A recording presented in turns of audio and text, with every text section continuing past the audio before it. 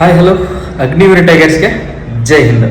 So ಯಾರೆಲ್ಲ ಇನ್ನೂ ಅಗ್ನಿವೀರ್ ಅರ್ಜಿಗಳನ್ನ ಸಲ್ಲಿಸಿರ್ಲಿಲ್ಲಪ್ಪ ಅಂದ್ರೆ 10/4/2025 ಕೊನೆಯ ದಿನಾಂಕ ಇತ್ತು. ಆದ ಕಾರಣಕ್ಕೋಸ್ಕರ ಯಾರಾದರೂ ಅರ್ಜಿಗಳನ್ನ ಸಲ್ಲಿಸಿರ್ಲಿಲ್ಲಪ್ಪ ಅಂದ್ರೆ ಸರ್ವರ್ ಬಿಸಿ ಇರುವ ಕಾರಣದಿಂದ ಮತ್ತೆ ಅಪ್ಲಿಕೇಶನ್ ಡೇಟ್ ಅನ್ನ ಎಕ್ಸ್ಟೆಂಡ್ ಅನ್ನ ಮಾಡಿದಾರೆ. ಎಷ್ಟು ಮಾಡಿದಾರಪ್ಪ ಅಂತಂದ್ರೆ ಈ ತಿಂಗಳ 25 ಏಪ್ರಿಲ್ ಅಂದ್ರೆ ಈ ತಿಂಗಳ 25ನೇ ತಾರೀಕಿನವರೆಗಡೆ ಪ್ರತಿಯೊಬ್ಬರು ಕೂಡ ಅರ್ಜಿಗಳನ್ನ ಸಲ್ಲಿಸಬಹುದು.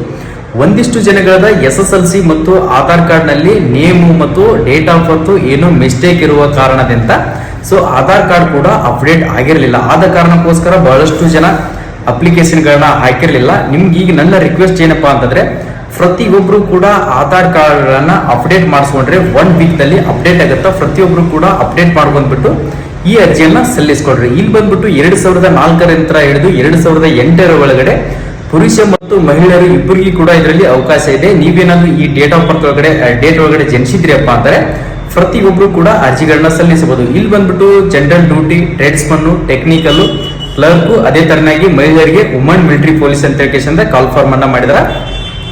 ಜಾಯಿನ್ ಇಂಡಿಯನ್ ಆರ್ಮಿ ವೆಬ್ಸೈಟ್ ಒಳಗಡೆ ಹೋಗಿ ಪ್ರತಿಯೊಬ್ರು ಕೂಡ ಅರ್ಜಿಗಳನ್ನ ಸಲ್ಲಿಸ್ಕೊಡ್ರಿ. ಓಕೆ, ನೀವೇನಾದ್ರೂ ಬೆಸ್ಟ್ ಕೋಚಿಂಗ್ ಸೆಂಟರ್ ನ ಸರ್ಚ್ ಮಾಡ್ತಾ ಇದ್ರಿಯಪ್ಪ ಅಂದ್ರೆ ಸೊ ನಮ್ದೇ ಆಗಿರ್ತಕ್ಕಂಥ HJ ಡಿಫೆನ್ಸ್ ಅಕಾಡೆಮಿ ಅಂತ ಕೋಚಿಂಗ್ ಸೆಂಟರ್ ನ ಓಪನ್ ಮಾಡಿದ್ವಿ.